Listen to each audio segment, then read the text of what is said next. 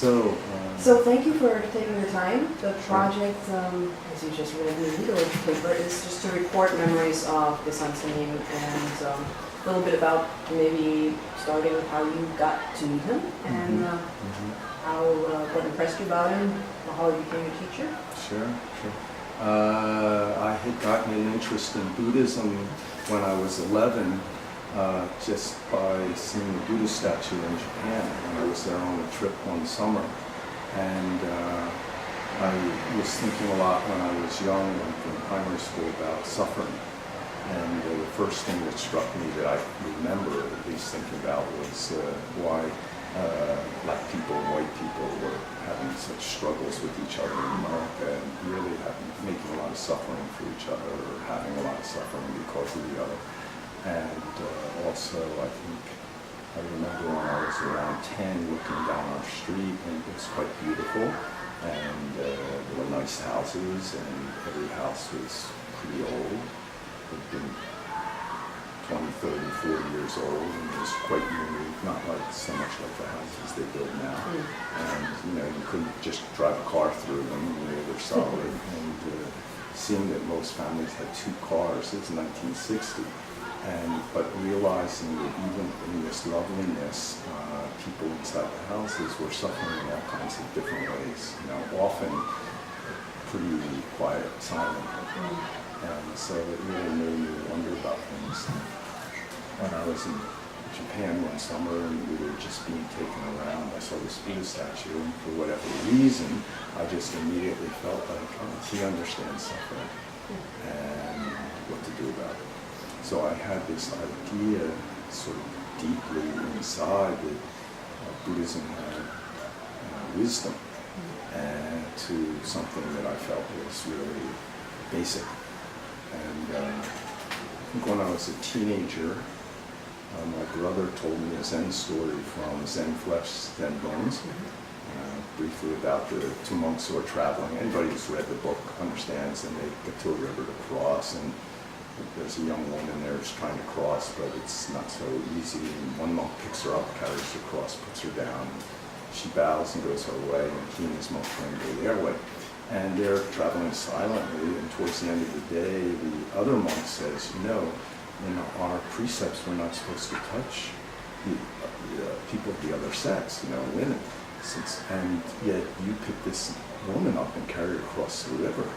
And the first monk says, I only carried her across the river. Are you still carrying her? And it really hit me. And then I thought, not only Buddhism, but Zen has real wisdom. The purpose is to help all beings. The problem is what we carry in our mind.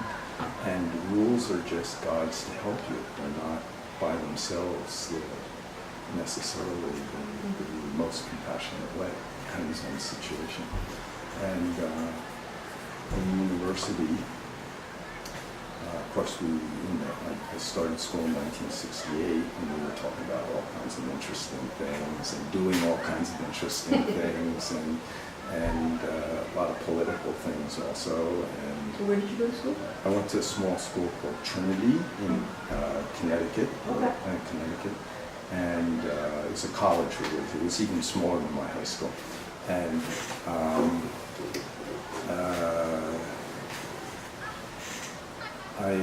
my friends at one point decided to make a course with this sponsorship of one professor on Zen. And they told me about it and said, we're going to study this Zen, and do you want to study it? And I said, well, what are you going to do? And they said, well, we're going to read these books. They showed me some books. And I opened up one book and it said, the original mind is before thinking. And I thought, well, if it's before thinking, can't find it in the book. So I told them, no, I didn't want to do it. But after that point, I realized I have this really strong desire to meet a living teacher and not to just study, it as a kind of more academic subject. And I also, sort of without much thought, felt that I wanted to meet a teacher who could teach in any culture. I didn't, at that time I only thought about Buddhism as in Japan, and I didn't want to just simply follow a teaching that was culture bound. And so the possibility of finding a teacher just sort of passed through my mind. And later I ended up with a degree in psychology, and I worked in psychiatric units for a few years, and often when I was there I would see the interactions of doctors and patients, or nurses and patients, and my own interactions, and I would think to myself, what does Zen Master do? Because I had this deep feeling that Zen Masters had real wisdom. And occasionally I'd see the nurses in particular would do things that were really amazing and connect in ways that were quite amazing. And my feeling was that was real wisdom. It was coming out of the bones, not out of education. And so I sort of had a longing to learn how to do that. And I sort of threw away plans to do any academic study, and kind of had no career plans. Didn't really know what I was going to do. And somewhere along the line, I learned how to do welding, and I got a job in a shipyard building submarines. And that was after the Vietnam War had ended, and after I had done I had gone to the major demonstrations in Washington in '69 and '70, three of them. And so my friends were all like, we did all this demonstration against the war, now you're building a weapon. And they had gone on to graduate school in various ways, and so I really didn't know what to make of that, but it was a fascinating year working in the shipyard, and I actually learned quite a lot about many things. And during that time, I started to get this very strong desire to find a teacher, find a group that had a practice that I could relate to. And I started to look around New England, because the shipyard was also in Connecticut. And one day I heard about a Zen center up in Rhode Island, and I knew nothing about the teacher. I don't think I even asked. And one weekend I drove up to Rhode Island, and I looked around, and eventually I found the Zen center. And Zen Master Seung Sahn wasn't there that time. This was January of '77, so he'd been in the United States about 4.5 years. He was traveling somewhere else? He was traveling a lot. I didn't know, but at that time he had started 4 Zen centers on the East Coast, and 2 on the West Coast, and a Korean temple in LA, and a Korean temple linked to a Zen center in New York, and a Korean temple in Chicago. And a Zen center up in Toronto. And he was traveling many places in addition to that, and staying in North America 11 months of the year, and going back to Korea 1 month of the year. And I did the evening practice with the Zen students who lived there, and Bobby Rhodes was there. I remember she gave a talk, and another one of the students answered questions. Nobody had been giving Inca yet, but Sensei already had anybody who was around for a while teaching others who came. And I was really struck by the practice, and it was simple and didn't seem to have any weird dogma, and kind of made sense to me. And I heard that there was another Zen center closer to where I lived in Connecticut, New Haven. So 2 months later I went there for a Sunday evening talk, and one of the students was there. Some of the students were there, and one of them, who later became New Sangsin, after the talk I asked him to teach me meditation. And Seung Sahn was due there in 2 weeks to give a talk, and it would be a 3-day retreat, and so I decided to sign up for the retreat. And I took off a day and a half, a Thursday afternoon and Friday from work, and I went over there. And I was quite interested at that time about the Zen Master. When I first went to the Zen Center, I didn't think about the teacher there. But by then I wanted to meet the Zen Master, and I wanted to practice. And I had started sitting a little bit at home, like 15 minutes in the morning and night, the way they taught me. And the first night, Seung Sahn had a student give the talk, and he answered questions like he often did, or usually did. And one of the audience at the New Haven Zen Center, and I think he was a professor from Yale, because he seemed like an older person. And he asked Sun Sahn, what is sanity, what is insanity? And so I thought, this used to be my field. And then Dae Sahn couldn't understand the words because he didn't know those words. Oh, his So, English wasn't a good day. yeah, his English was so-so. And his students, though, knew what English he understood. So he turned to one student and said, this man, what say? And the student said, he asked, what is crazy, what is not crazy? So I was very interested what the Zen Master answered. Then he said, if you're very attached to something, you're very crazy. If you're a little attached to something, you're a little crazy. If you're not attached to anything, that's not crazy. Then I thought that's better than my 10 years of studying and working in psychology. And then he continued talking and he said, so in this world, everybody's crazy because everybody is attached to the I. But this I doesn't exist. It's just made by our thinking. If you don't want to attach to your thinking I, or if you want to not attach to your thinking I, want to realize your true I, you must practice Zen. And I think it was a done deal for me then. It was like, this is the guy I'm following.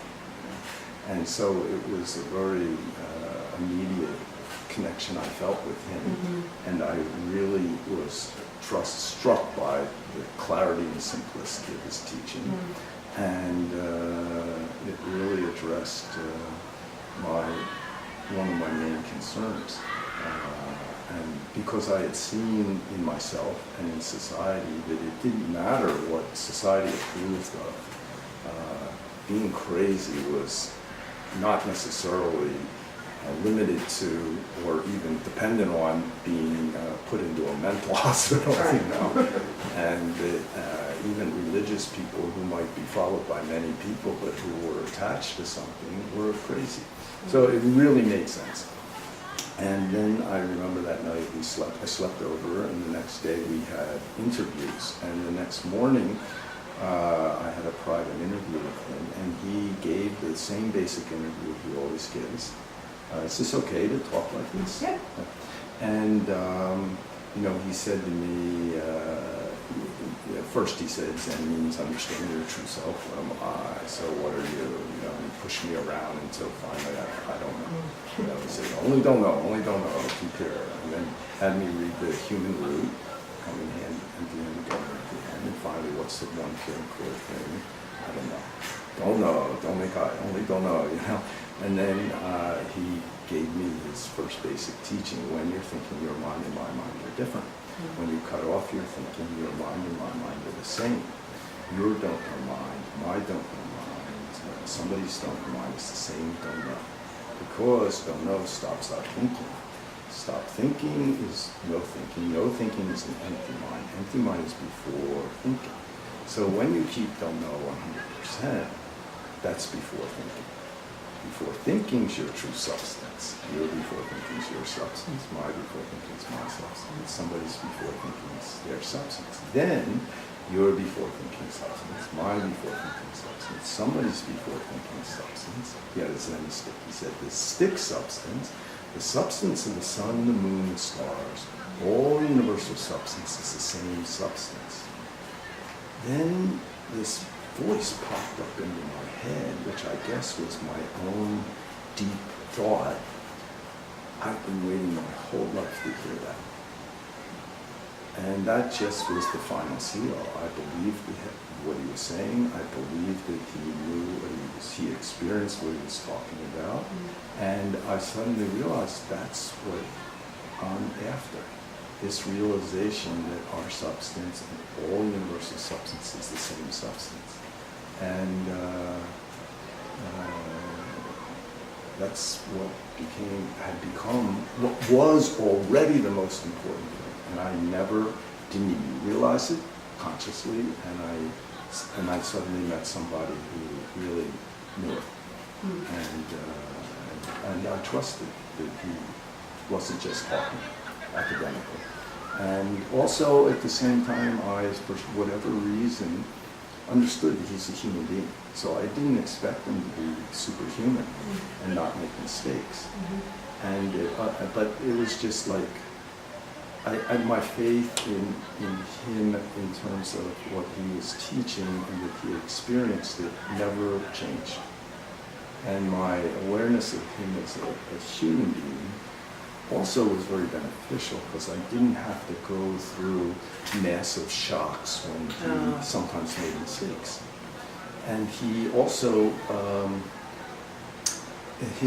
I'd have to say I spent 27 years with him. Sometimes I see him only 3 times a year. Sometimes I lived with him. But always I felt a very strong and deep and trusting connection. And I felt not that everything he would say to me I had to do or even had to agree with, but I know, and later I thought of it this way, I trust that our relationship is helping me. What I learned from the relationship. So even if I disagree with him or even if he does something a little odd, the relationship I trusted. And that was really wonderful.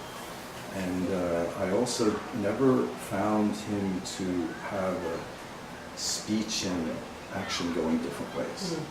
And he would talk about that. He said, very important our speech and action become one. So for example, sometimes he would say, 10 different Zen masters will have 10 different opinions, and they'll all believe their opinion is right.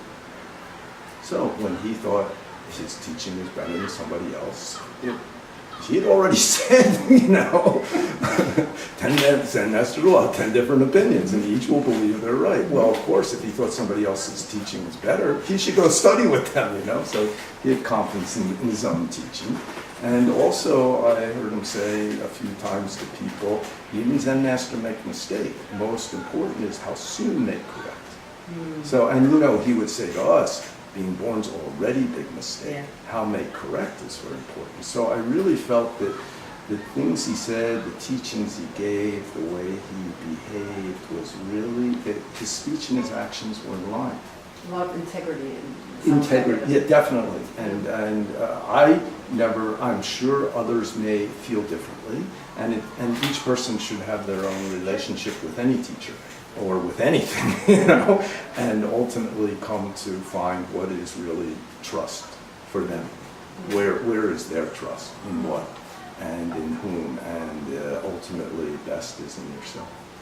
But I was lucky, I think, because it's not that I didn't spend time later with other teachers. In fact, he even sent me to work with a teacher for almost 3 years. Left it up to me, but he basically supported that. And I learned a lot from that, but I always felt, I think in Tibetan Buddhism they say the root guru. It was very clear for me. He was my root teacher. And no matter what I did, I felt that what the reflection I got from him, through that I would learn a lot. Even one time, I think it was about 6 years later, I was still a layperson. I was living in Los Angeles, and I remember the scene very clearly, but I don't remember what he said. But we were in a room in the Zen Center in Los Angeles that was at that time part of the Korean temple, and he said something to me, and I felt bad. And he turned around and walked away, and this thought immediately occurred to me inside, well, fuck you. I'm not going to let you make me feel bad. And I completely just, what's her name? Taylor Swift or something? Because she's got this song now, I saw, shake it off, right. And I just shook it off immediately, without even knowing her song, which of course hadn't been written yet. And she probably wasn't even born yet. Probably. But yeah, it was 83. I don't know when she was born. But in any case, he would say, put it down. I immediately put down whatever he'd said to me and my feeling, and I suddenly got this feeling of, wow, I'm not going to listen to this speech, but I love him, I respect him, and I feel his, commitment to me was no changed at all. It was like, great, it's like you get into a fight with a parent, and sometimes it can really shake you to the bottom or to your significant other. Because it really throws you off if you have a disagreement. But here I just totally didn't buy whatever he said or my reaction to it. Forgot immediately whatever it was, but it didn't change the trust and the depth of our relationship. And that made me feel like, well, maybe I'm growing up a little bit, And it was quite lovely. I mean, it sounds like that it was just a real, I mean, he just hit you at the right moment in some ways. What was so special about his teaching? Because, I mean, you're not the only one who had that kind of, he's my teacher, almost immediate reaction. I've heard that from other people, different stories, but the similar just presence. What about his teaching was so immediately apparent? He really got it. What he was talking about, he really got it, and it wasn't just a revelation or something. And it just seemed very clear, and it wasn't dependent on me believing him. And it was just more than trying to convince me of something, it seemed like the way he approached things was simply to push you or point you in a way or into an experience where you, if you really had a sincere question, you would end up believing in yourself more. And not just in some small conditioned experience, but I just felt like he really got it, what Buddha was talking about. And somewhere deep inside I felt that Buddha really understood things. And he wasn't, it wasn't like he was trying to convince anybody of anything. And, but he certainly was willing to share and capable of in a very specific way, according to the person, point something out to them that they could use, that would be helpful to them if they found it so. And we know, Buddha also said, don't believe a person of authority just because everyone respects them. Don't believe a book that everyone says is, the truth. You test each thing out for yourself, and if you find it beneficial, then keep it, and if you don't, then discard it. So he understood the responsibility of the individual and it's whatever self-liberation is possible, or actually that we are liberated, and to just realize it, which is not easy. It's easy to understand it, but to really have it become our experience in a wide range of experiences. He had faith in that, and Seung Sahn also had faith in it. He had faith in people's ability to really understand. He said to me later when I became a teacher, he said, don't teach your understanding, only teach your know. So it's not giving somebody else our idea, but how it, anyway, blah, blah, blah. Yeah, well, that's very interesting. Yeah. And the thing that I always, never having met him and also not having lived at that time, that I always think is so interesting looking at it with a historical distance is, so you have all these hippies, right, with their various hippie ideas. Then you have this guy, this Korean guy show up from a really patriarchal culture, who's like a Zen master, who must have been influenced by his culture in terms of his understanding of gender and authority and all these things. And somehow that's a match. And that's always interesting to me. Why and how did that work out? I mean, that couldn't have been easy. No, and each person would have something difficult along the way, whether it was just within their own practice as they went through life, or with Seung Sahn directly. And occasionally his cultural point of view would appear, which is, was patriarchal and had a Confucian aspect. But one thing about him was he was able to put it down without losing the bone. And there are a bunch of instances in which it would appear.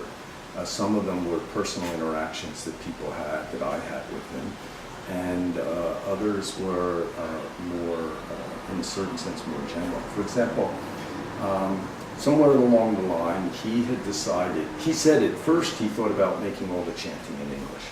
But then he thought, maybe in the future I will go to many other countries. So if I change everything into English, then they also cannot connect. So I come from Korea, so I will just teach our Korean style chanting. But this Heart Sutra, which is really the shortest and very core teaching in terms of a sutra in Zen, we will chant in the local language of each country. So that was cool too, because you go to Poland, you could chant 3 of the chants together, and then the 4th one, which was the Heart Sutra in Polish, you could mumble, stumble along, and that was kind of fun because you got a little sense of, I just come from my culture. It's not the whole universe, because we tend to think probably as creatures that the way we think and feel is the whole universe, and then we get a little older and it's like the way maybe I've just swallowed from my family is the whole universe, and then the way my culture is or the way my religion is, and we don't see our own conditioning and we assume it's the truth, but it's just our conditioning or our opinion or our way of looking at it. And if we do that, of course, our action will not have wisdom, or maybe some wisdom and some ignorance mixed together, and it will make suffering for others. And we do it all the time. We do it all the time with ourselves, with our families, with the people we meet on the street, everything, until we really untie our own conditioning and see it just as my idea. We're controlled by it. And to see Seung Sahn be able to, he of course was also conditioned, but he could put it down. And then he could understand you and bring it out in some way that fit what we could understand or what might help us. And sometimes you could pick up on what he was doing immediately, and other times you couldn't. And I always thought he was learning even more from us than we were learning from him. And because he was the best student, he was called Zen Master. I mean, he said the teaching is your true nature is only don't know, only go straight don't know. So he really had don't know mind. Otherwise, how could he go into a different culture and connect with so many people and so well?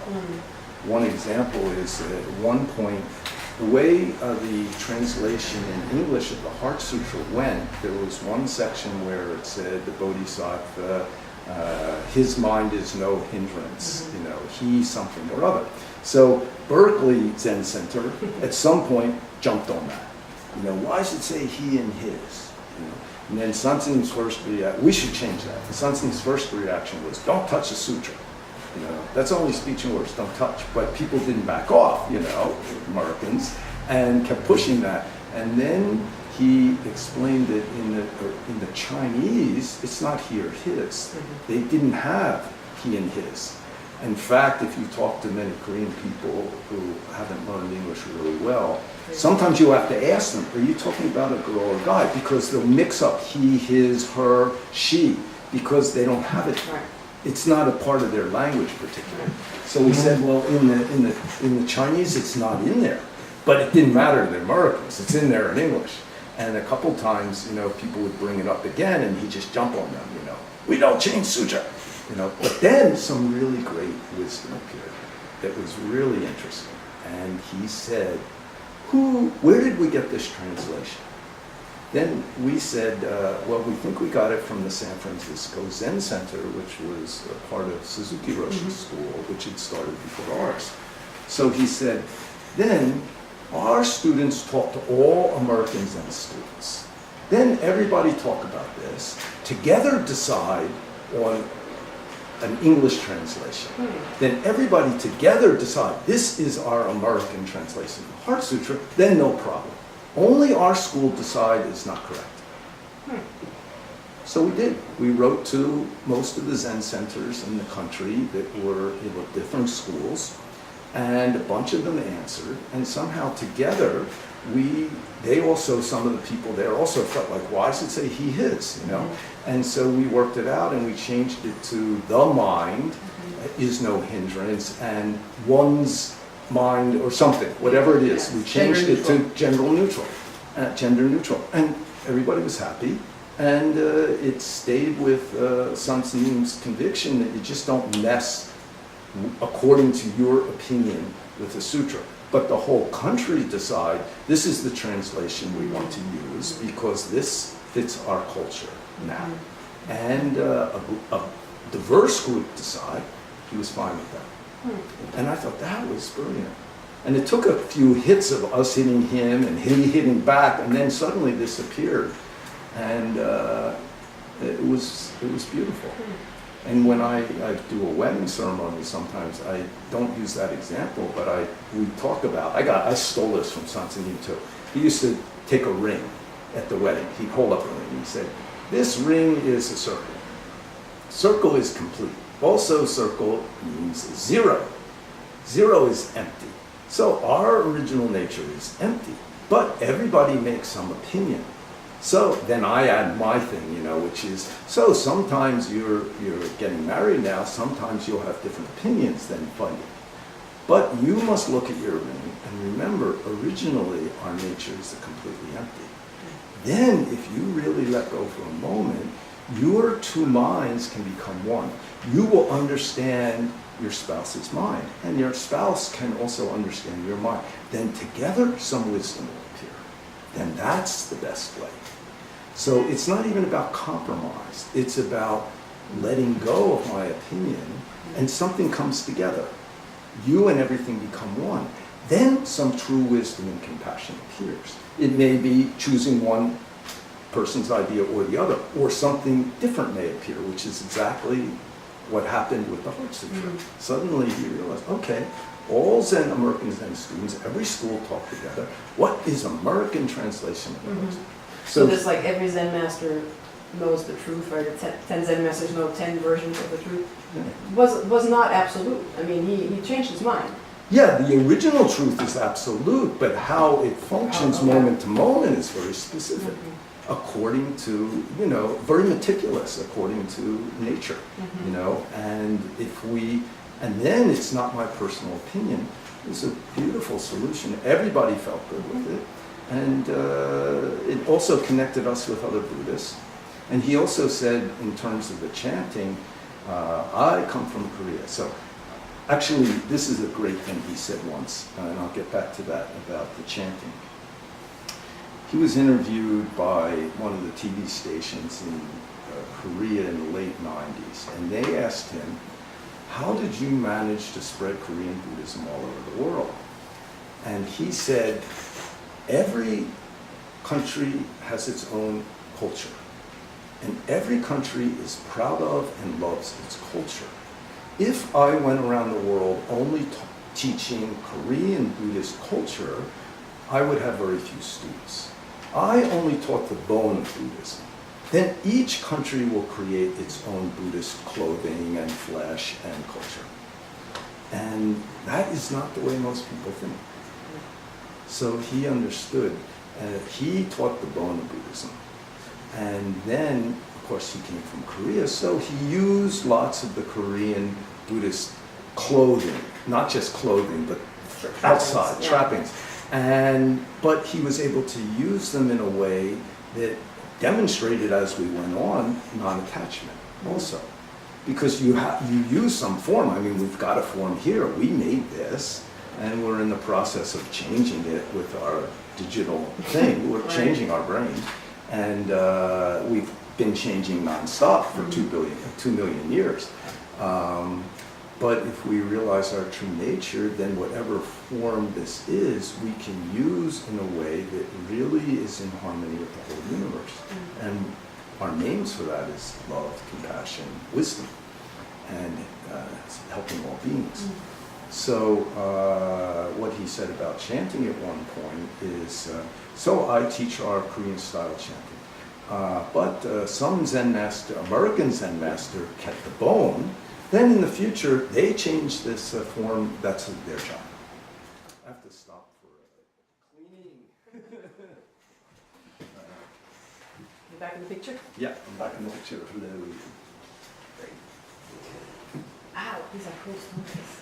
Yeah. So the practice, the Korean practice that you learned was very different from other Zen practices at the time. You know? I mean, the other Zen that was around was sort of Japanese style. And most was Japanese, and some maybe later, or even while Seung Sahn was here, some Chinese Zen masters came, or Buddhist masters.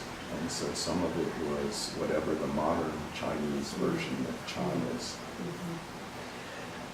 So when you were you living in New Haven? No, I moved into the Providence Zen Center about 6 weeks after I met Seung Sahn. Ah, okay. I did 2 3-day retreats a month apart. And then 2 weeks after the second retreat, I did a 3-day chanting retreat with him and the Zen people, the other Zen students in New York. Mm-hmm. And the next day, in the middle of the day, I quit my job and decided I was doing something that I felt was horrible and I was unhappy. It just became really clear. It didn't matter what I was thinking or what I thought or felt or anything. I was literally making a weapon, you know, because I could see it one morning suddenly, very clearly. I had like a kind of 1 yard or longer V of 2 big thick pieces of metal that I was welding together. It was going to take about 3 days in the nuclear reactor room of an attack submarine. It's not very subtle, huh? No, it was not subtle, you know, at all. And in the middle of the morning, I had kind of a strong experience, and I was chanting to myself we've been chanting Kwanzaa also like 12 hours a day for 3 days. And I was chanting to myself as I was working, and I suddenly felt myself kind of rushing down a tunnel and suddenly bursting out into this light or something, you know, just some energy experience. And I literally got knocked off the bench that I was sitting on in the bottom of the boat. And I was laying there stunned, and the thought that occurred to me when this happened was, I'm doing something horrible and I'm unhappy. It was like I could see that the direction of my life was making a boat, making a submarine, you know, making an attack submarine. And I just didn't want to do it, so I quit. And I felt very comfortable and clear about that.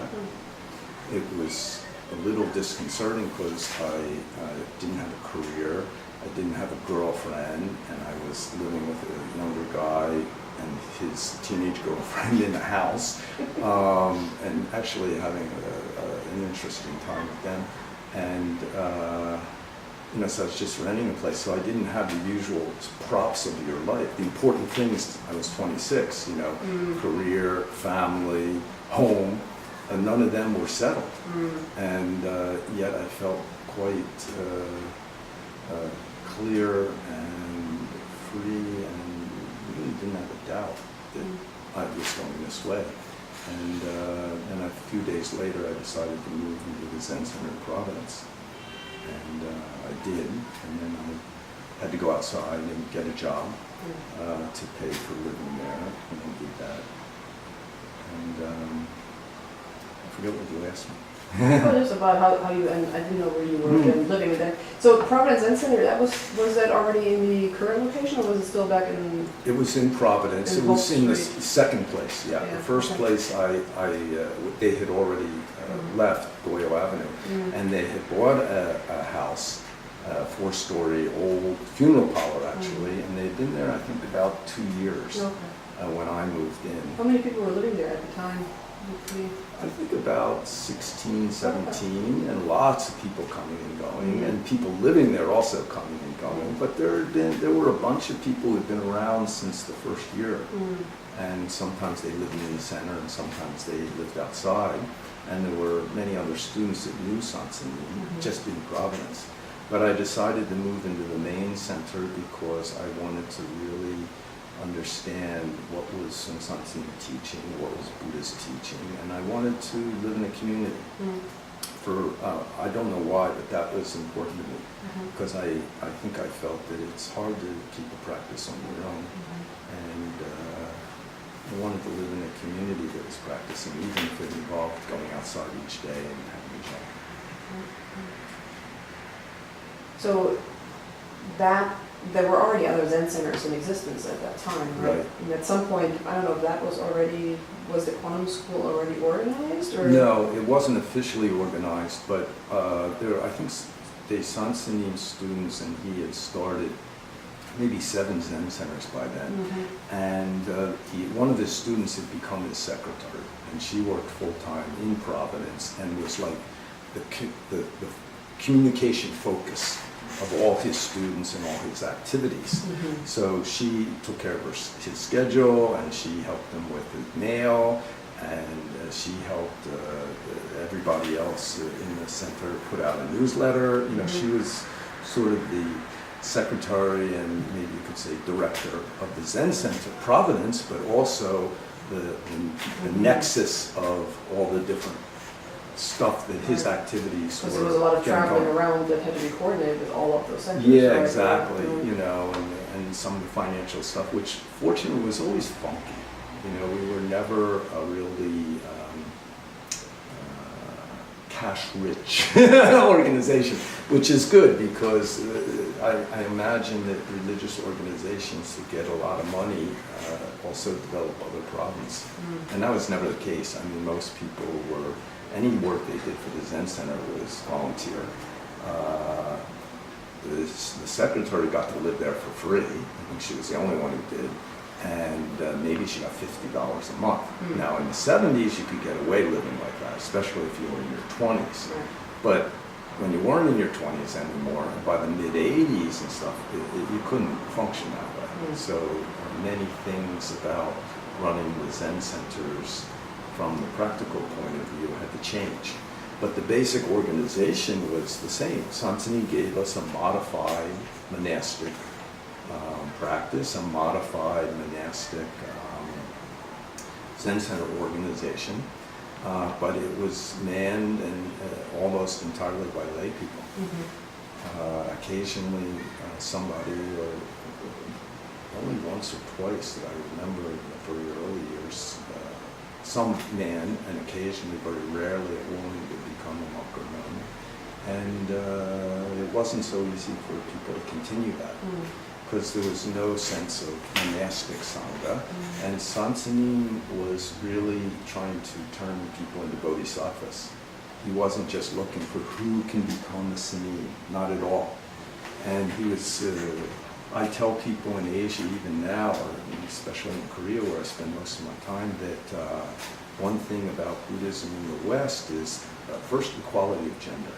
Now of course, as individuals we have our conditioning, better or worse, and that seeps into institutional. But essentially, there's a deep commitment or a deep effort to, and not so bad, I don't know, not a woman who is coming from the, the underclass, but there is a much more increased equality of the sexes in Buddhism in the West, also of ordained and not ordained. Of course, if ordained people behave correctly, they're respected, but it's not like the ordained or the real practitioners and the lay people are just the supporters, which is sometimes the case in Asia. Too much and often the case. Even people themselves will think about it that way. But the way the Zen masters were teaching, the way Sansanin taught, was that the effort to get enlightenment, the possibility to get enlightenment was totally equal. And it just was a matter of your effort, your karma, and each person seeing their karma, and then living out their practice in life according to that. Did he want to also have monastics? Sure. What he would do, actually, it was interesting because what I noticed is if you were hanging around for about 3 years, especially if you lived in the Zen Center, you spent a lot of time there, he'd start pushing. You become a monastic, or just one way or the other. Oh, okay. If he saw you going monastic way, or he thought that might work for you, he might start pushing, oh, why don't you become monk, or why don't you become nun? If he saw that you had some commitment to a lay life, or you were more interested in that, he pushed that way. Oh, well, I can tell you my story. After 1 year of living in the Zen Center, working outside, I went to Kunsin, and I asked, can I talk to you? He was cutting his nails and put it aside and said, sit down. And I said, sir, I want to be a monk. And he said, why? And I said, why not? And immediately it was clear. I didn't know why. I just had this total teenager, why not? And then he was very good. He said, no, why is very important. If why is clear, then your monk life very clear. If why is not clear, then many problems. And he explained two kinds of sineams. Feeling sineam and correct sineam. He said, feeling sineam has some feeling. I want a simple life, or I don't like society, or I want to live in this temple, or I like this mountain, and I want to live here in the Zen center. Then he said, then they become a sineam. But any feeling, any condition, any situation will change. So if you become a sineam just because of the feeling, when it changes, you will have a problem. Your life direction and your monk life or sineam life will have a problem. He said, correct sineem means perceive this world, perceive my job, then become a sineem. So I was grateful for that. He also said 100% very important. And he explained how in Korea, before the modern times, the windows were made of rice paper. There still are in many cases, but and if somebody wants to look in the room, they'd lick their finger and make a little hole in the rice paper. And he said, even though there was a hole in the rice paper, most of the time, the wind would come and there was no problem. But sometimes a strong wind would blow through this 1% hole and tear the whole thing. So he said, even if you are 99% clear you want to be a sineem, sometimes this 1% is stronger than the 99%. So that also was very interesting and made sense. Then I said, then what should I do? Then he did a very interesting thing, which only really occurred to me, the curious aspect of it, or the perfect aspect of it, later. I said, what should I do? He said, you follow Georgian Bullsining. So what he did is he took the strongest layman who was living in the Zen Center and the strongest monk who was living, and he said, you follow them. So he was just reflecting my mind. I didn't know, do I want to be a monk or a layperson? So he said, you follow them, trusting that along the way I would figure it out. So I'd been in the Zen Center about a year by then. I stopped thinking about being a monk. Maybe 6 months later, it started to pop up in my head again. And I thought to myself, I'm not planning on doing this. I may never do it, but I'm thinking of it again. Maybe I should tell my parents, because I had, to that point in my life, done many things without telling them, and then created lots of suffering for them. So I went to visit them one day, and I said, I'm not planning on doing this now, and I may never do it, but I think about becoming a Buddhist monk.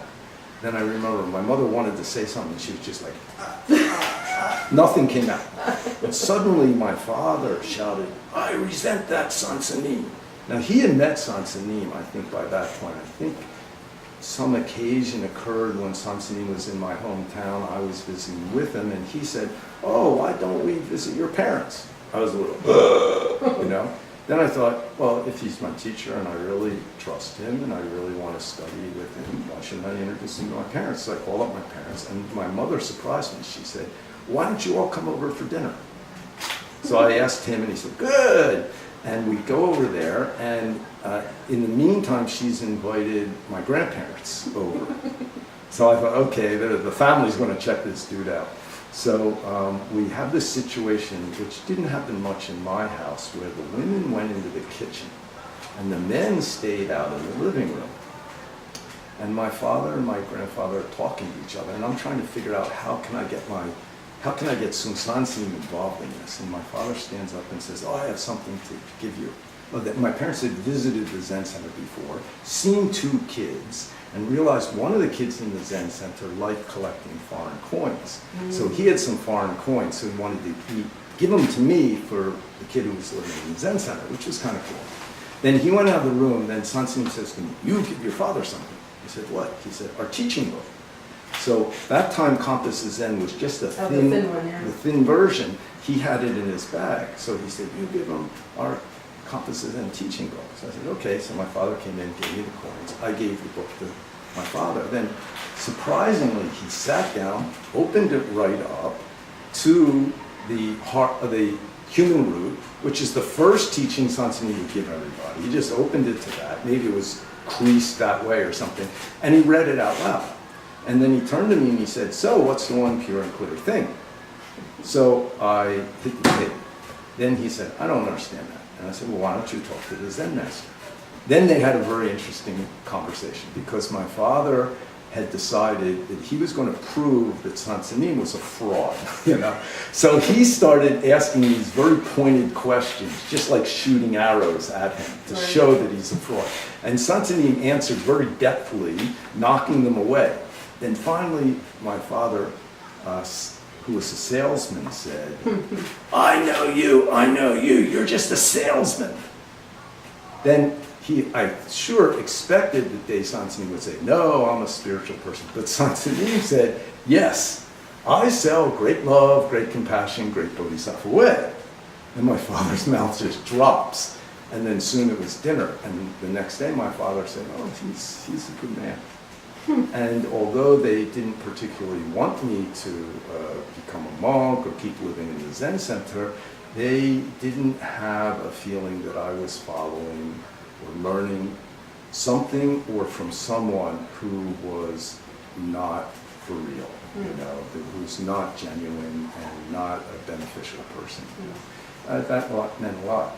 And I think it meant a lot to them, because then a lot of their fears and things just dissolved.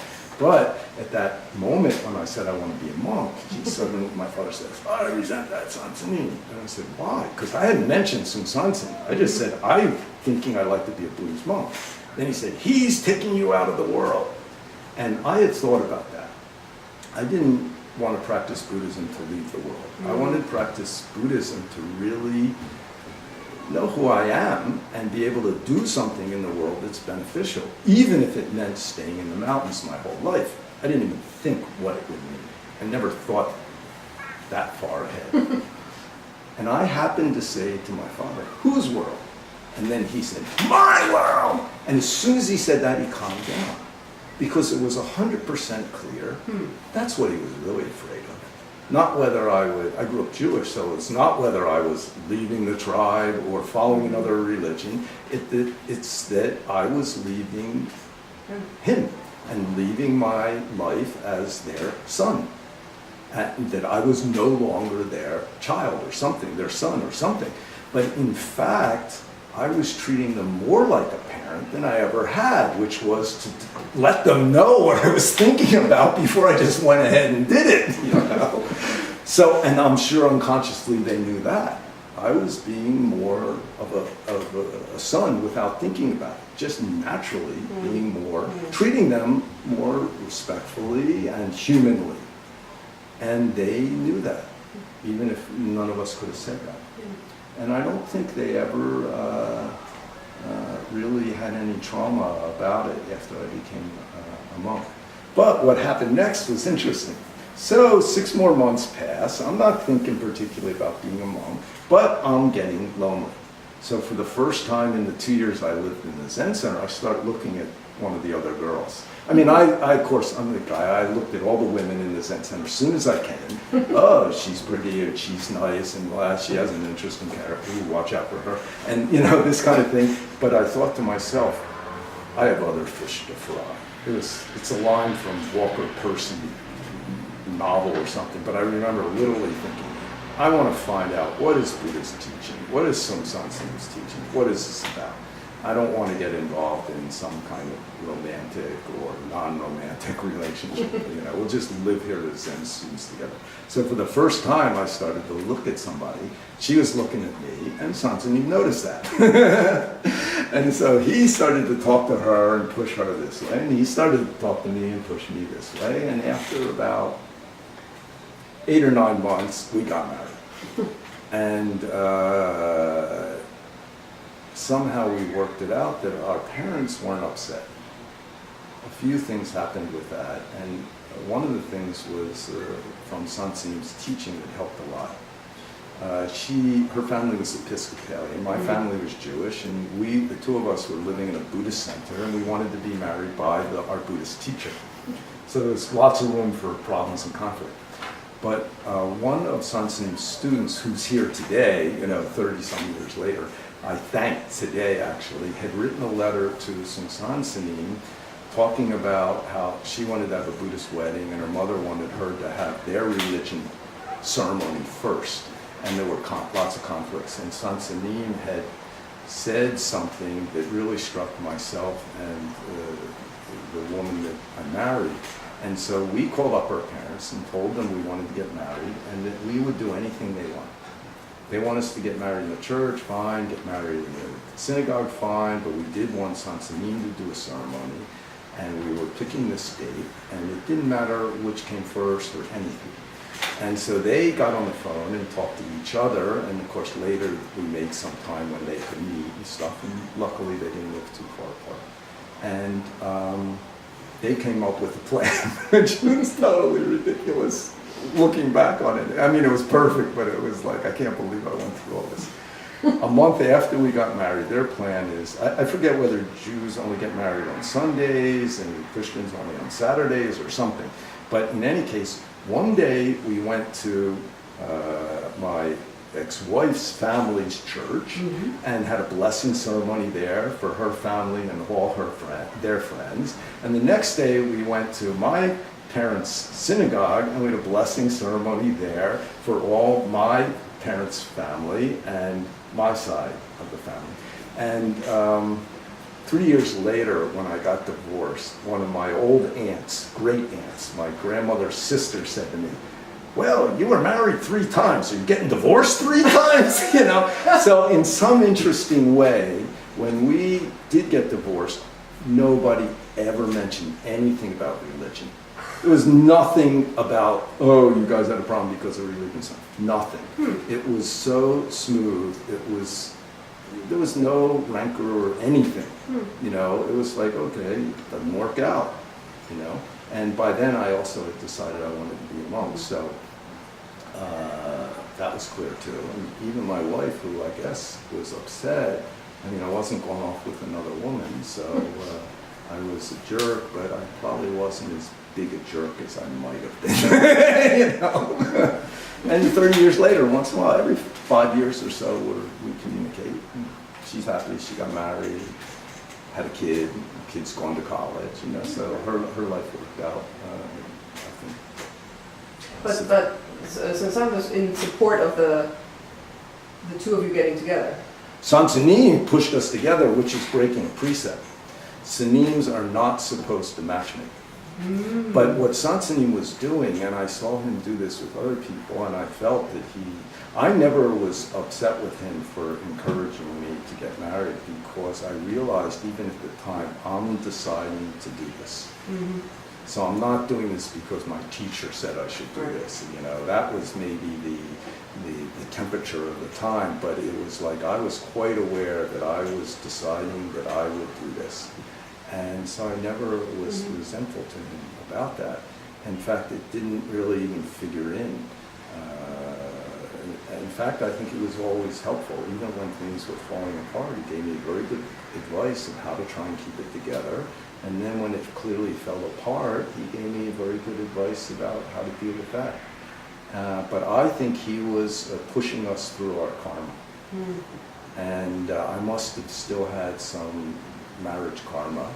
Maybe if he had let me become a monk, I would have spent a lot of time the first few years thinking about, well, what if I got married? I wasted a lot of time and energy. Now, maybe if I'd been clear about being a monk from the beginning, he would have said, good. And maybe if I had said clearly, no, I'm not going to get married, he would have accepted that. But at that time, he didn't, if you stayed around, he didn't let you linger too long. He would push you into situations that made you accountable in society, which meant you could see your I, my, me more strongly, more clearly. Around 1984, I think he started changing. And that's interesting too.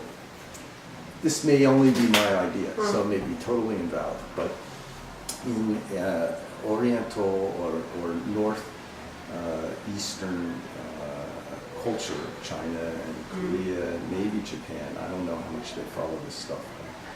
In the Oriental astrology, each year has a animal and a star. And most of us know there's 12 animals. But there's 10 stars, which means the star and the animal only match up again 60 years later. So they, in China and Korea, they consider 60 years a complete life cycle. And then you begin a new life. And, but there's also in the universe 6 60-year cycles. So 1983 was the end of one big cycle and 84 the beginning of another. So in a sense of universal energy, it was a time of yang turning to yin. So in some ways, this social transformation of the relationships of men and women to each other also could be said as having a universal energy component, which may even be driving it. And of course, the curve begins before that moment and it continues after. And I think yin energy, whether it's male or female, doesn't matter, that's just what we talk about it, is softer, more receptive, more responsive, more listening oriented, and well, very responsive, so it's not passive. And you know, that's something that's been sorely needed in society. I think even in circles of Western psychology, one thing is learning how to listen. You know, it's not so much about, you know, putting your ideas in or jumping in with some solution for people, but learning how to listen to them. And I have a friend who was a monk and now he's a layperson, but he's working in a hospice and trained as a social worker, and he said the main thing that he's learned to do is how to just be with people and listen to them. And lots of times that's all that's needed. Of course you were going to respond in some way, but if you learn to listen, the response will be totally natural, you know, if you have your own self opened up some. And I often thought, I never talked with other people, I never heard anybody say this, that maybe Seung Sahn was responding to the universe. And he didn't push people so much anymore into this way or that way, and left them more to figure it out on their own. So that's sort of during that time that changed a little bit. Yeah, I married in '79 and separated in just the end of '82, beginning of '83. And what I noticed is I felt, my observation that he was much less pushing people. But occasionally he'd say things like if some students had gotten married, he'd see them and say, oh, very good, you good practicing friends, so soon have baby. And then I remember... No pressure. Yeah. And one couple were like, sir, why do you say that? He said, only two people together, then holding I my me, possible. Have baby, then holding I my me, not possible. And any parent will agree with that. A baby will explode your I my me, and of course if you can't digest it, you will cause enough suffering in the child that they will feed it right back to you when they get to be teenagers. And we all do that anyway. But if we can put it down, then we can respond to the child in a healthier way, and the child may be, still according to their karma, not have so much garbage to throw back at us. But you know, we already got a body, so that means we already all have karma. And so it's not like we damaged the kid, or, I mean, we could have, but whatever. Don't need to go into that. But yeah, Seung Sahn, sometimes he would get in there and he'd push you right in your life, quite in the specifics. But usually it was people who were practicing seriously and were already around. I have to take another break.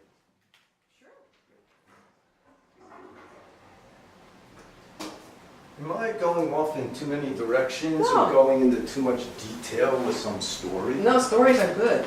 Good. I mean, it's a... More interesting. Yeah, it's the sort of thing that, you know, only you know those stories.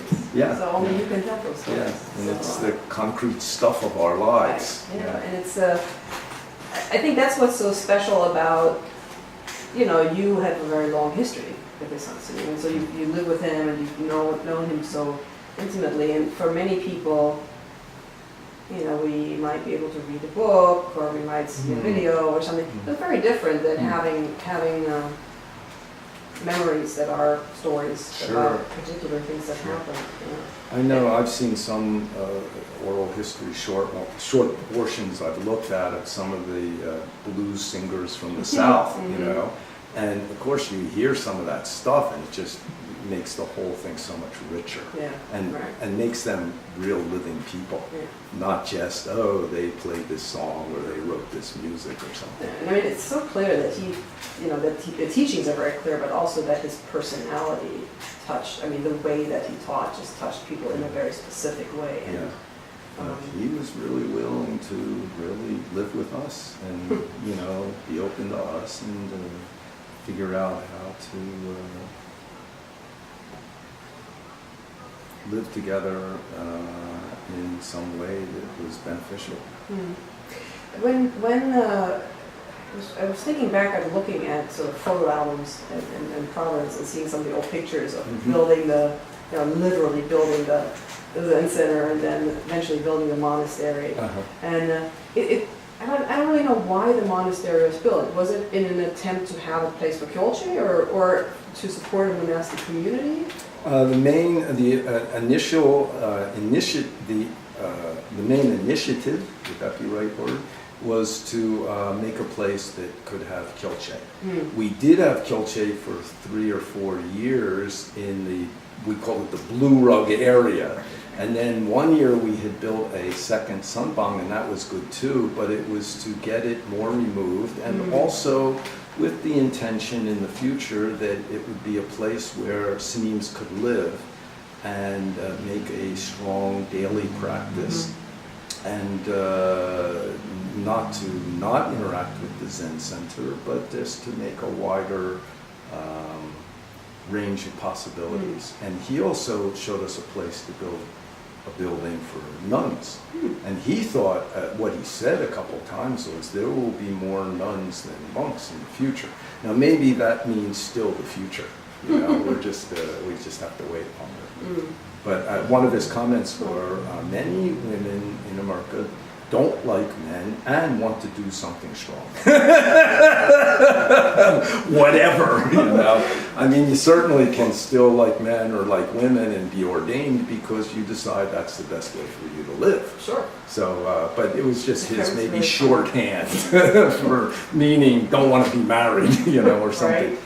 But I think it was the dual purpose of having a good place for people to do retreats. He was not hesitant at all that we do retreats right in the midst of a busy Zen center, but since we had the land, and that would make a possibility of Senims living together in a way that could maybe widen the possibilities of our circumstances. But it has worked out really beautifully in terms of Kyochi, you know, in the sense that it's I've set Kyochi up there, it's a wonderful place, and it hasn't worked out as a place for Senims. I mean, not the building, but why do you think in America the monastic tradition is not working out? A few reasons. One is it's primarily a Protestant country. So even our Protestant students don't have deep in their consciousness a way of relating to Senims that is nourishing. I'd say the thing that's missing most in the West is not financial support or something like that. It's a kind of emotional nourishment. And we don't know how to do that so well for each other. And if you go to a Catholic country like Poland, you will feel, I've felt it personally, in Korea, in America, in Europe, people who grow up Catholic will have a different communication of feeling towards a Senim. It makes sense to them. It has some place in their universe. And a certain degree of appreciation and respect. Mm-hmm. It is just natural. Mm-hmm. And of course, they may even think, well, a lot of priests are jerks and so forth. But there is something. I was on when I was abbot of Cambridge Zen Center, I got called in for jury duty. And it was a civil case, and when the judge questioned me, or the lawyers questioned me, I said, I'm a Buddhist monk, and in our temple rules it says don't judge others. And so I request to be excused. And the judge said, well, we have instances where people from religious orders come here, and we do excuse them from criminal cases, but we like to see them take up citizen responsibility in civil cases, which is interesting because the civil case, you're not going to go to jail. Right. I think you usually have I don't know. Fines or something. Yeah, like that. more like monetary things. But in any case, I ended up on the jury. And the first day we're in the back, there's 14 of us, 12 plus 2 alternatives, and everybody introduces themselves, and I'm, like, my name is so-and-so, and people are saying what they are, I'm a Buddhist monk, and most of the people are like, oh yeah, okay, whatever, And there's 2 older women, one was, I think, Italian, one was Spanish heritage. And so afterwards they come up to me and they say, are you like some religious thing? And I said, yeah, I said, I'm a Buddhist, I'm a monk. Well, what's a monk? And I said, well, I live in a temple. They say, you get married? I said, no, it's kind of like a Catholic priest, and I just live in the church and I do the church duties. They became very nice to me. Every break, they bring me like cans of Coca-Cola, and candy, and they'd say goodnight to me every night, and they'd want me to go through the door first because in their culture, they could fit my position into their understanding. That, they respected priests. Well, they knew priests, and they knew what they do. Yeah, exactly. Right? So they totally understood. Yeah. And I think that's one reason. That's interesting. Another reason is maybe even more important in the long run. A lot of students became ordained with Seung Sahn. Now, he put me off for I asked him once, and it didn't happen until 6 years later, after I was married and divorced and 1 more year practicing. And then when I went to him and said, I want to be a monk, he just said, wonderful. So he saw whatever I needed to get through, I had gone through, and also I was clear inside why I wanted to do it. He didn't even ask. And it stayed with me through any hard times I've had, this kind of confidence that this is what I need to do, whether I like it or not. And it's, and I know that, and it doesn't mean I haven't had like super hard times sometimes, but that is fundamentally clear, even when I was looking for numerous ways to escape, and kind of turned them all down in my own mind through some painful process of elimination. But let's see. Can I get back to it? Oh, but many people became ordained. I don't even know how many he ordained. It could be as many as 80 or more, and I'd say 80% of them stopped. And I think the only ones who continued on were ones who had a strong personal relationship with Seung Sahn. So that even though I spent the first 10 years of my monk's life mostly in the West, living at Zen centers in Europe or in America, and often I was the only Sanin there, and I might not see Seung Sahn 3 months or more at a time, and talk to him maybe just once every 3 months, once every month. Certainly I could call him whenever something was going on and I wanted to ask him. But I think I had such a strong personal connection that it helped me get through a lot of things. But my feeling now about the younger Sunnis is, also one time when I was in Paris, and he gave us an ordination that is only really valid under a special condition, and we don't do it anymore. If you go to a country that doesn't have the correct platform of, it's 9 or 11, Sanims who have been ordained for more than 20 years and have a precepts master. There's very specific rules in both Mahayana and Theravada Buddhism what is correct ordination. But under some circumstances, you can do it without that. and he was doing it. But some years ago, the Western Senims decided we shouldn't do that anymore. Because first of all, 80% were stopping because we don't really know how to train ourselves. And second, as the world gets more, we are more closely involved with the Buddhist world. If we don't take a correct ordination, then in some ways there's no reason for them to recognize us as Senims. But if you take a correct ordination and there's some way you could prove it if asked, I think any temple, they may not accept you because they may lack food or something, but I think they would recognize you as correctly ordained. And so for those two reasons that we have stopped doing that. Now we feel that Westerners who want to ordain should have a correct ordination. And second, we're trying to work out how they can be trained, because some of the traditional training in Asia or in Korea is very hard, not only for the foreigners, but also a lot of Koreans are not that interested because it maintains some elements that are unnecessary and maybe inappropriate. But I think it will evolve, and certainly we ourselves, I think, in the future will be able to train and maybe even ordain people ourselves in Asia, and maybe at Busan. But it will take some time. And what's missing is what you need is, it takes about 10 years to really train as a Senin and really get it inside. 7 to 10 years before you get it. And if you really get it inside, then it should be pretty unshakable wherever you go. Korean Senims have told me that often in their training they'll be told, after 3 years you usually have a crisis. Between 7 and 10 years you have a crisis. If you pass that, continuing your whole life is not a problem. And one thing that gets you through that is this feeling of what they call in Korea Daejung, Sangha. Now, of course, in a Mahayana sense, Sangha is a lot more than the group of Senims. Yeah, it's all the practicing people. But just as, you know, married people will often talk to other married people for advice, new moms and dads will talk to other new moms. In the same way, Senims can get an awful lot from other Senims. And it's all, yeah, definitely, and common experiences. One time I had a really hard time. And I went to live in Los Angeles for about 8 months or so. And when I went there, I called San Senin. He knew what was going on. And he said to me, "You must keep silence, silence practicing."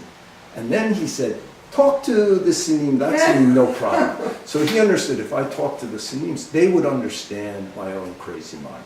But if I talked to the lay people, they maybe would understand somewhat. But it wouldn't be the same. And in the same way, you know, a woman who gives birth can talk to somebody else who gives birth and got it. Or I've seen a bunch of the people we know, even in our Quantum School of Zen family, have gotten cancer in the last 10 years. And I see some of them get together and they understand each other right away. What you've been through with everything, chemo and food and fear and everything. And of course it's their experience.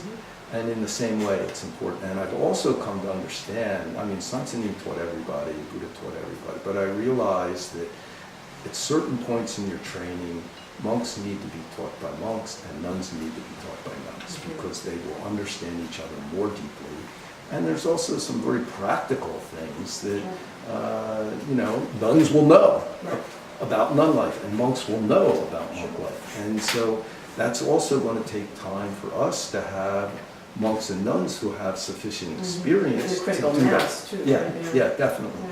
And so I'd say the biggest reason that there aren't so many Senims in the West is it takes a long time to get deeply inside what is a Senin. And when you have that, you can go off by yourself, or you can go into many situations and make it through. San Senin would give us precepts, and sometimes 1 year later, he'd give you full ordination. Well, the tradition in Buddhism was 5 years later. Of course, the first few people Buddha ordained, he just said, "Come bhikkhu." That was it. That was the whole ordination. Fast track. But later he made these rules, and people said, okay, Buddha can see their karma and just do that. But after that, let's not make a judgment of who can see the karma and who can't. Let's just follow the rules he set up. So I had been a monk for 1 year, and I was in Paris. We made a Zen center in Paris, France. I was living there, and Sansan came to visit. And I said to him, "Sir, I've been a monk 1 year. Can I have the full ordination?" And he said, "Oh, I didn't bring my ceremony book with the chanting." And then he kind of hit me in the arm and he said, "You are old monk. Anytime take precepts, no problem." And after years and years, I realized that I must have a certain amount of, you could say, monk, sinin karma that helped me get through living in lay situations for 10 years. Often is the only sinin. Now, often in the winter, I would go to Korea and do gyolche, and there'd be other sinims, but we did it our style. Right. Monks and nuns, lay men, lay women, all together. But I'd have some interactions with the other sinims. And once or twice when I had a problem, one time, after I became a Jido Pope, I was immediately attacked by a bunch of people in the Zen center I lived in. And I called Sansanim after a week because I was having a hard time, and he said, "You must do 1 week silence practicing. Only retreat in the Zen center." So, okay, so I made some schedule, and I started to just do this strong practice. And many people joined me or didn't join me. And as soon as that 1 week was over, the attacks started again. I'm sure I deserved it. I was probably an asshole to somebody. Now I'm a teacher, and they're going to give it back. So then I called Sansanim again, and I'm sure it was simply that my center wasn't strong enough. So he said, "Oh, you come to Los Angeles. You stay here 2 or 3 weeks." And at that time, the Zen center was part of a Korean temple. And I like, honestly, living in a temple better than a normal Zen center. I don't know why. Because I'm monastic, maybe. And I don't want just a temple that's pray. I love a temple that's directed towards Zen teaching. But in any case, there were a number of monks and monks staying with him. And so I hung out with them. We went out to eat, and that settled my mind. And then I could go back and deal with it, So so that kind of sinin family is very important. Very important. Of course, one reason Sansan throws us all together is if you live too long in your own group, your wisdom won't get great. Or not so many people's wisdom will grow. You may learn how to live correctly as a sinin, but your experiences are limited. And also, it's easier to get arrogant. And that is a problem. If monks or nuns are arrogant, that's a problem for Buddhism. Because then people can't believe the teaching if they see that. And humans are humans, so we're going to be arrogant. Everybody's going to be arrogant sometime, or just self-deprecating, but caught in that. So that stuff will appear, but by having time just with a monk family or a nun family, you learn a lot. And by not being limited to that, you get knocked around by everybody. Like a Korean nun came and sat with us, and she was willing to follow our quantum school style. Here in Korea? At Musansha, she was willing, and I tell them this ahead of time or we won't let them come, to bow to any quantum Zen school teacher who came, even if they were not ordained, and they were a lay woman or a lay man. And I said, "That's our school style." And she said, "No problem." And she was great. She was very smooth. She's 20 or 30-year nun in Korea, lots of meditation, but she was able to adapt to our style. And one of the things that hit her the most is seeing young Korean women in their teens or 20s come and sit a week of retreat. And she said, the young people can do it too, because only being in a nun temple, she didn't realize, that, we think, oh, we do hard training. Anybody who really has a sincere mind and wants to try can. And that really, it made her so happy. That's good. So it really lightened her mind and made her realize, well, what I'm doing is also just natural. But this is my way and my life, and I'm sure it enriched her practice. What's the difficulty with, because I mean, I've seen it a little bit on this trip too. I mean, there's a clear distinction in recognizing the Zen masters who are monastics and recognizing the Zen masters who are lay people in the Korean context. Yeah. Well, in Asia, it's felt that, and Buddhism in general, it's the ordained who have been carrying the tradition. Mm-hmm. And it gives them a sort of special place. Mm-hmm. And and that's very built into the culture. So the Senims would usually sit in front and the lay people behind. The monks and the nuns would sit on one side or the other, not mixed together. Right.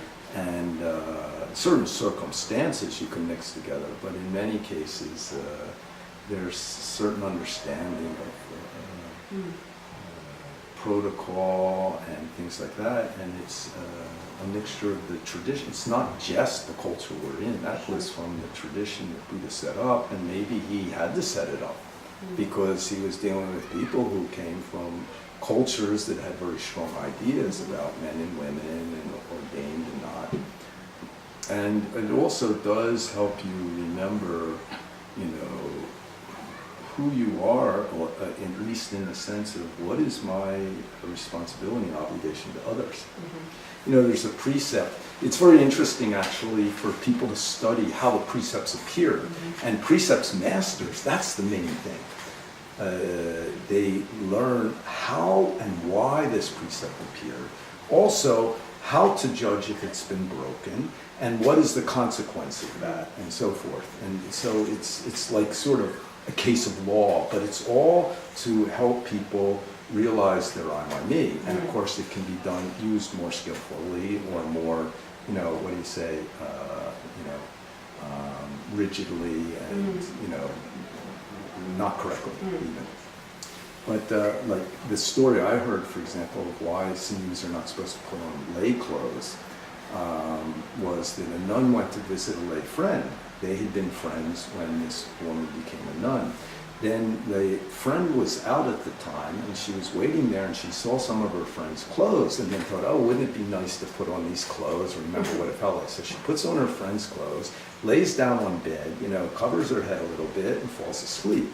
Then the woman's husband comes home, lays down on the bed, puts her arms around her, grabs the breast, and the nun wakes up, and then she's horrified because this happened, and the man who's a Buddhist is horrified that he's touched a nun. And the story gets back to Buddha, and then Buddha makes a rule: don't wear lay people's clothes.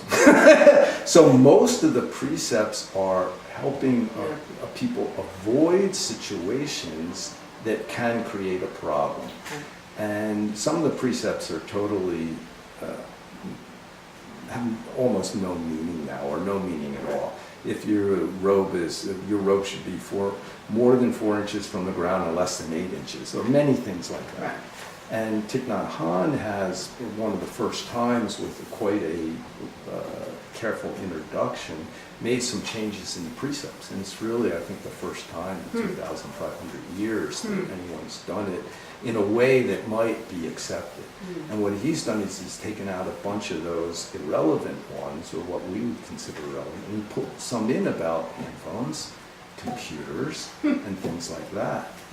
And some of it you may say is politically correct, and some of it we may say will really help people practice. So we can see what develops from there.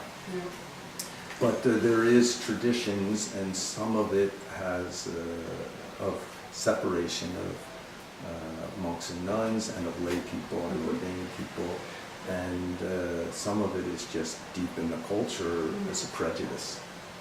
So the Zen masters in our school who receive transmission, who are Zen masters, but who are lay people, are they recognized as Zen masters by Korean Buddhists? They don't, Korean Buddhists don't recognize our Senim Zen masters as Zen masters. Oh, really? Well, see, we have to understand also something. Even in Korea, Zen masters are recognized as Zen masters by their students. Yeah, okay. Sansani made teachers primary in the West, but in classical Buddhism, Senim is primary. Whether you're a teacher or not is second. And even, for example, senims have a certain order so that things are organized. Right. The first rule that Buddha set up is who's ever ordained first is older. So he used that. One time, 5 princes showed up because they wanted to ordain, and they brought their barber to cut their hair when Buddha gave them permission. When the barber heard Buddha's Dharma talk, he went to Buddha and bowed and asked permission to become a monk. And Buddha cut his hair first. So for the rest of their Senim life, the barber is senior to the 5 princes. And of course, it's brilliant for hitting any attachment they have to their status as lay people. So the first criteria is how long you've been ordained. The second criteria is temple job. So if you come to a temple, you have to respect the abbot and the monks who have responsibility. If you don't, of course, everything falls apart. So even if you're older than the abbot, you have to respect the abbot, and in certain situations, the abbot will come first, or some of the temple directors. So that's the second category. Third category is Dharma attainment. But Dharma attainment is a very personal thing. It's between the teacher and the student. So it's not always recognized by other people. Now, many people may understand, oh, so-and-so got transmission from Seung Sahn Sani. But it doesn't mean that I have to think of that person as a Zen master, even if he's ordained. So we don't understand that so well, because in the West, the way Seung Sahn did things, teacher is primary. In Tibetan Buddhism, also teacher is primary.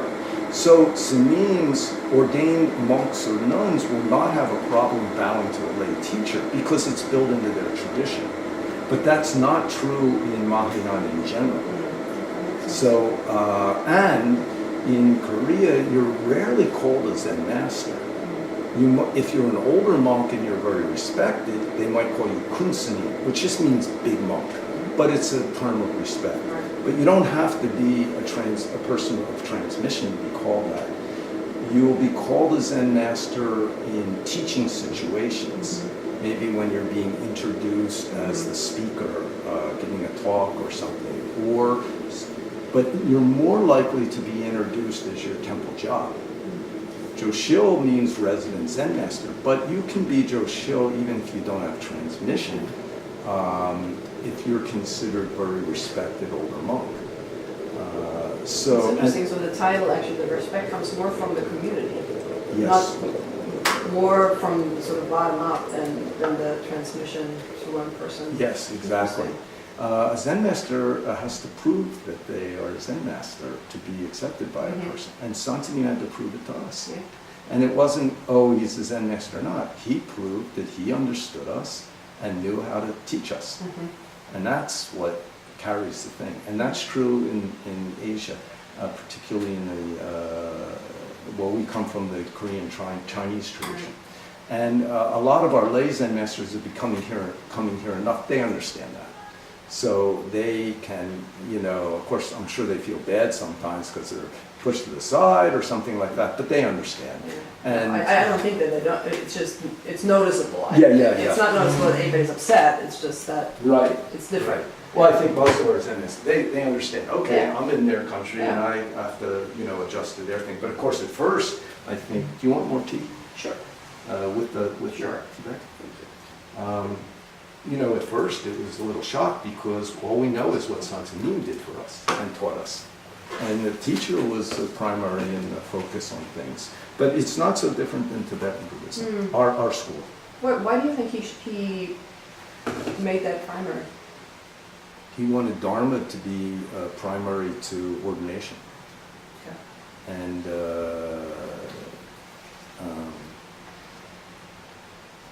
Yeah, makes sense. that's why. Yeah. But when we come here, for example, I saw something whenever he'd visit any of our Zen centers, he'd really support the responsible people. He might correct them privately, but not so much publicly. And so when I would go to our other Zen centers, I would also try to do that, even if I was senior. I try to really support the person who had the responsibility. And again, if I saw something I thought they were doing that was off, I would try to communicate it privately. And of course, you know, people will reflect to me, you know, what kind of Zen master are you? You come here and blah, blah, blah. And that's good too. We got to take that. And well, if you can't handle that, you know, what are you doing? You know, I mean, we kicked Sansanim around plumbing. And Did you? Sure, many people would attack him in many different ways, you know, on purpose or by accident or by simple karmic stuff, you know. And that's where he showed to people that where he was really good, really clear. Because I never heard him blame others for anything. I never heard him have what I would call personal anger towards anybody. He must have not liked some people. Yeah, but I don't think it hindered him. I don't think it hindered him. You know, I think he responded to people who wanted to try. And that was the primary thing. And if he had to decide who to give energy to, I think he gave energy to the people who were listening and might learn the most, and who actually might be able to help a lot of people. And that's how he did it, and it wasn't about whether he liked you or not. And one time we said, you always say put down your likes and dislikes, but you like kimchi, don't you? He said, of course, I am Korean, but if I don't have kimchi, I don't suffer. So you could see he's more comfortable with some people than others, but I don't think he made his decisions based on that. And, you know, I respect him for that. And, you know, and you learn along the way. Like, I have a relationship with them. The Korean style is when somebody goes to the hospital, a family member stays in the hospital with them. And in Korean hospitals, there'll often be a couch, like a flat cot, or sometimes it's even underneath the hospital bed you can pull out, or it's sort of a chair that somebody can sit in that folds down at night, and you sleep next to the patient, because the family's supposed to provide a lot of this kind of basic nursing care. And so a few times I saw that, and I worked in hospitals, and I was comfortable, and I guess he and I had I was very comfortable with him, and I think he had a certain physical comfort with me, and I stayed in hospitals with him. And then I saw other monks who didn't stay in the hospital with him, but he would turn to them for other things, you know. And if I tried to step in, he was like, not your job, you know. It was like, he understood what job is whose. And sometimes, of course, he'd drive us all crazy, because if he really wanted something done, he might tell everybody, you know, whoever passed by, you must. And then you get over there and there's 3 or 4 people trying to do the same thing. So it just meant he really wanted it done. And, you know, and then we'd have to sort out what was going to happen. Wow, yeah. But I don't think he went by his likes and dislikes. Although his Korean nun, who was his attendant the last 10 years, the last year of his life, said an interesting thing to me one time. She said to me, white face appear, Sansanim very happy. Yellow face appear, Sansanim not so happy. I think we were really his children. And he would do anything for us. And you could see when an old student came to see him, even one that had left the school and maybe was angry but would come back, he was really happy and would be nice to them and attend to them, you know, pay attention and stuff. And, you know, it's like if you don't have much strength left, you really want to help your children be as strong as they can be. And he didn't turn away Korean people, but he also knew how to relate to Korean people the way they would learn best too. So he would do things to Korean monks and nuns and stuff that he might not do to us, because we might not understand. Sort of culturally more appropriate or understandable. One time, I remember my Zumi Roshi was here for a whole world single flower, and there was one of the Buddha halls at the Hwagesa. The middle doors were open, and Sansani was showing. They weren't going inside, but he was pointing out to my Zumi Roshi what was in there, and picture this and stuff. And this Korean nun stuck her head in front of them. And I saw Sansani just went, pop! You know, and he might not do that to most of his Western students. Why do you do that? Not correct, you know. But to her, it just whacked her, and she understood right away and knew his action was correct. Right. You know, so he was able to adjust to the cultures, and that's not easy to do. Yeah. And he could adjust to us. And when he was off, I'm sure he paid attention to that and learned from it. You know, I saw sometimes he didn't say he was sorry many times, but he might never do it again. You know, where we say we're sorry, but we do it again. You know, which one's better? He might learn from it right away and not do that again because he saw it didn't work or it wasn't helpful or whatever. So I felt he, you know, people used to complain early on, oh, he's trying to turn us into Koreans and stuff. I felt he was being more affected by us than we were by him. He was willing to come to the West and be really affected by us, and yet stay clear and figure out how to live together and, you know, help people learn what real practicing is. So that was impressive, and still, it's great. At one point, in 2002, he was very sick. It's when his kidneys failed, and he was in the hospital in Korea about 6 weeks, and at one point he was in intensive care 10 days, and the doctor put him in a induced coma for like 5 days or more. And it was scary, and I think we thought he was going to die. And I can't remember what they were, but 6 major things happened in those 10 days, and this doctor got him through.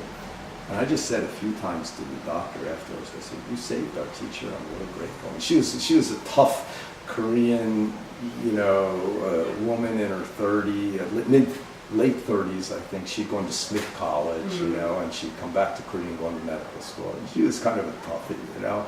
And but she was a great doctor, and you know, she really took good care of him. And during that time, of course, the Hong Kong Dae Bong was calling us every day. Wu Bong was calling from Europe, how's he doing? And then they tell everybody, Mu Sang-sin was calling from America. And we understood Zen Master is sick. But Korean people, the abbot at Wagisa was telling everybody, where's Sang-sin? He said, he's in Hong Kong. And some of that was so they wouldn't go to the hospital and bother. But some of it, I think, also was to just, you know, keep them out of it or something.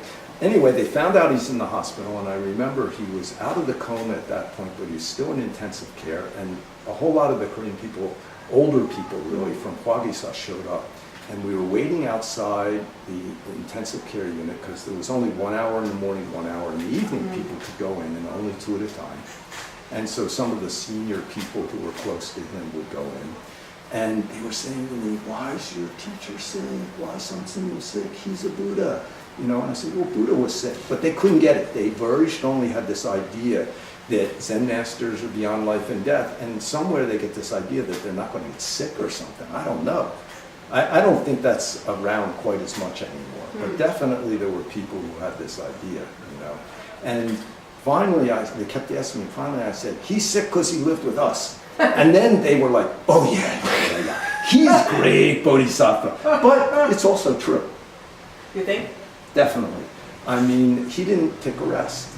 Yeah. And we could wake him up at 1 o'clock in the morning until he got older. And we were like kids who were really difficult. And he had 500, 1,000 students that were, and more who were distant students who would write him and he'd answer and call him and he'd answer, and he was traveling all the time, and he really, you know, was a great example of someone who really would do it for others without losing his own very strong practice. He was always teaching. Everything was teaching, but it was often quite natural. I'll give you an example. I think it was just, he had become that. It wasn't like, I am teaching now, I must teach him.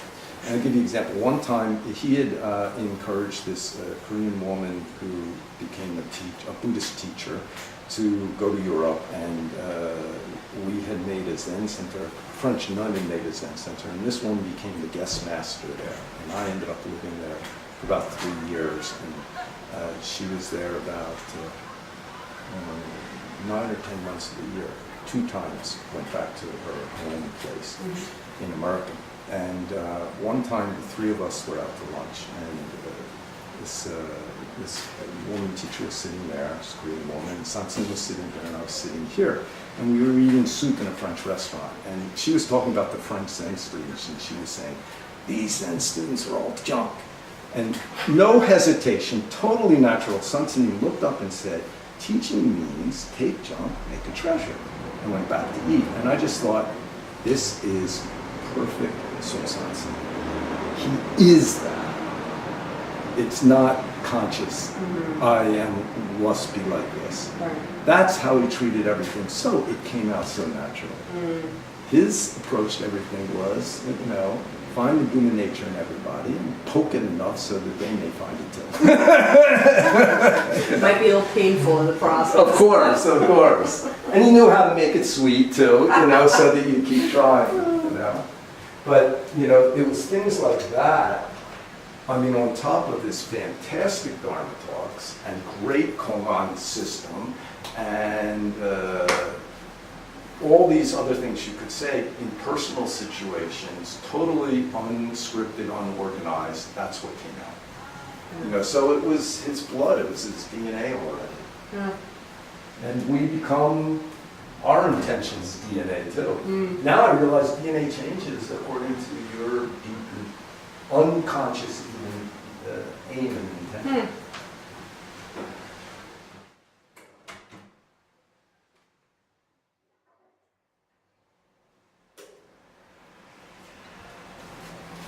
I've been taking up a lot of your time. Thank you so much. Whatever you want, you know. I don't know, like I said, if I have a tendency, because I have so many, I think this was the one thing that I always really wanted to do, even though I didn't know it. And when I met Sun Tzu, you know, like I said, it's like that's what I've been waiting my whole life to hear. And it took years of, you know, burning through karma to have more and more confidence, and this is the way I want to live life. And so, of course, I didn't realize it either, but I watched him a lot. You know, I paid a lot of attention to what he was doing. It wasn't necessarily conscious. Sure. But well, that's how good teaching happens. I think so. It's just by modeling it. Yeah, I think so. And, you know, and you learn what you can copy and what you can't copy, you know. And if it finally becomes yours, then whatever comes out is hopefully going to be beneficial or real, at least. Do you have any other favorite stories? Is there something you want to share?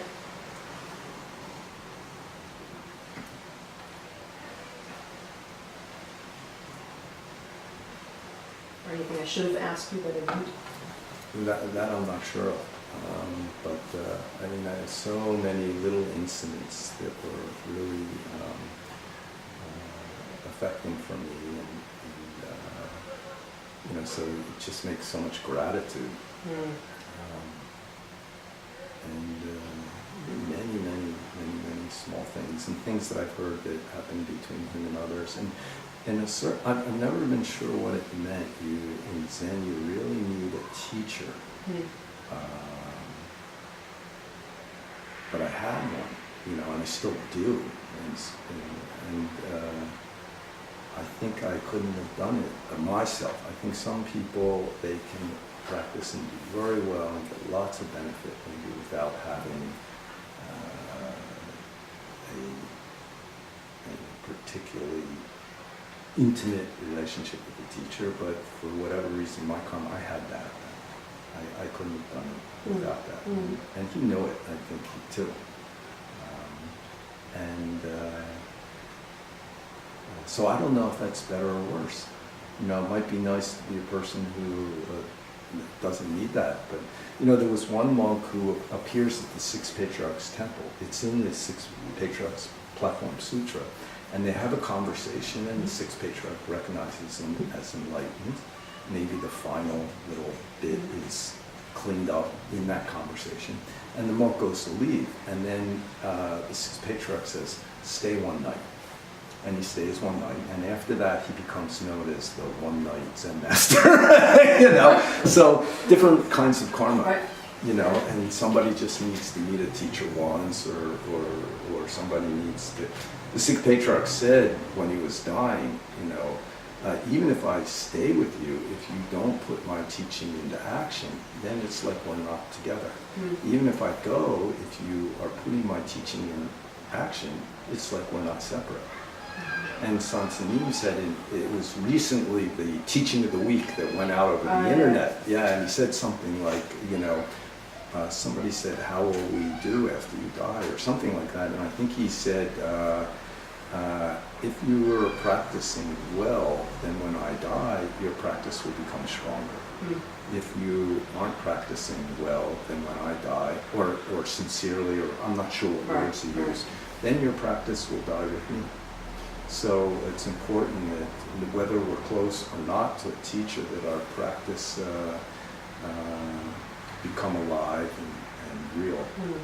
And then it's not a question of everything will be the teacher that you need. And if you feel like you need a teacher, like a human, then find one and go close and see what happens. But the Tibetans have a good saying. They say, stay close enough to your guru to be warm, but not so close that you get burned. That's a nice balance one's supposed to find there. Yeah. And everybody's got to find that one, for something. right? Yeah. I'll bet in marriage it's the same thing. I would assume so, yeah. Yeah. It's interesting that, Zen Master Seung Sahn had was like the teacher of so many people for so long, but he also made more teachers, and so when he died, so there's there's the school, right? All these people stepping into that role. How well has that gone, you think? I think it's doing well, and I think it's even growing in many ways. I think we're growing as individuals, not just the teachers. I think everybody who tries will grow. Is this teaching changing? I mean, you said that he said that. When you learn enough, then you make American way or this way or that. Is it changing, or is it close to the bone? Well, I think it's close to the bone. And it all depends on the individual's practice. But for example, one time I said to him, the Zen Master tradition, and even some of the Zen Masters in America, when they gave transmission, they let their students just go out and do their own thing. And I said, why did you make teachers groups? And then he said, top man cannot see his karma. Very interesting. And it could be that sometime in the future, one strong person is enough. Or individual strong people doing their own things is enough. But now is an era where having these teacher groups is incredibly beneficial. And it's harder, it's slower in some ways, but in another way it's faster, because we bounce off of each other or into each other, and we come up with something much better than what any individual could do. And we all benefit individually and as a group.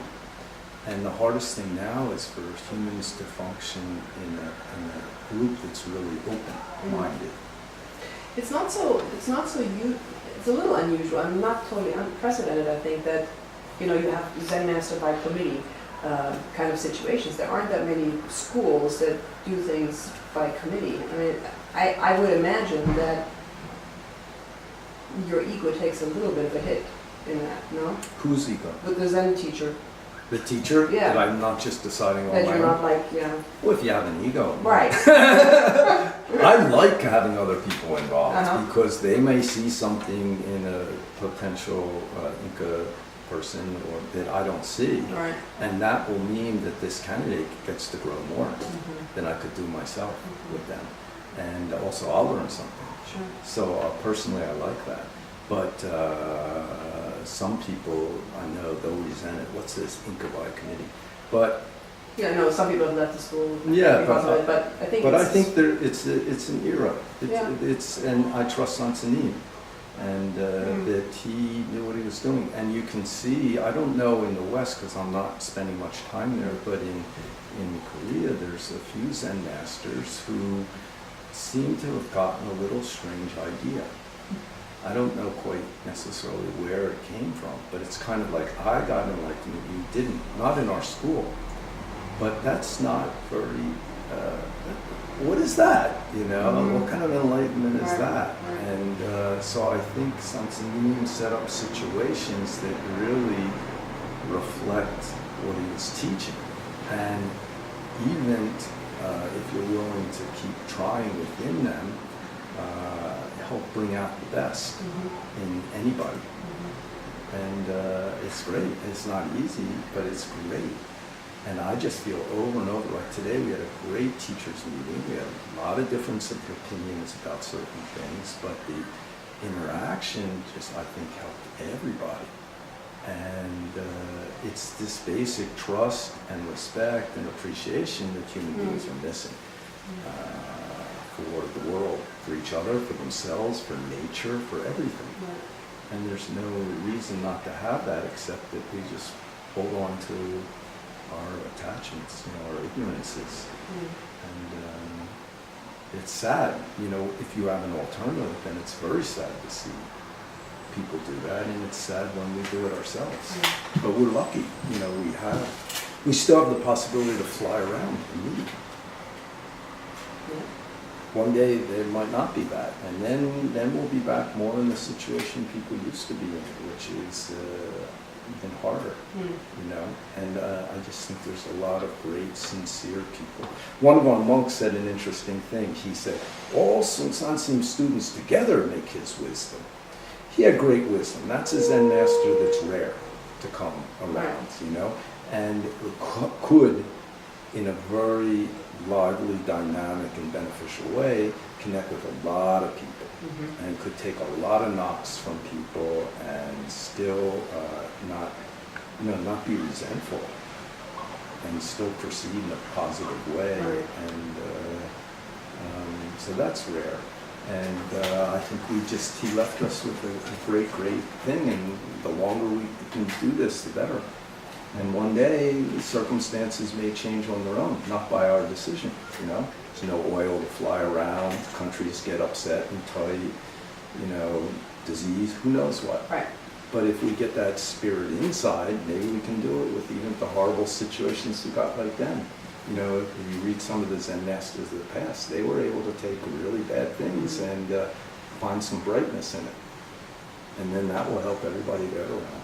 You know? So that's cool. I think it is rare.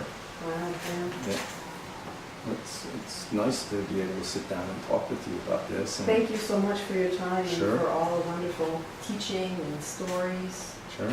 And you're a little bit like Zen Master Seung Sahn. You just always teaching too.